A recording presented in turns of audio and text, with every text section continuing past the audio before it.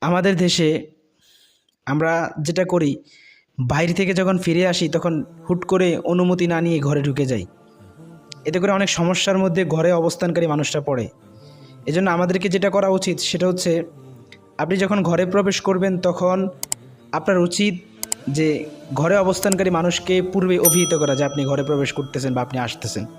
কিন্তু আমাদের দেশে এই জিনিসটা আমরা করি না। এটা ইসলামী শিষ্টাচারের বহির্ভূত একটি কাজ। হ্যাঁ, যখন আপনি ঘরে প্রবেশ করবেন আর আপনার ঘরে প্রবেশ করার পূর্বে ঘরের মানুষদেরকে অভিহিত করবেন না, তখন তারা আপনার প্রবেশের কারণে হয়তো চমকে উঠতে পারে অথবা খারাপ জিনিসও ভাবতে পারে।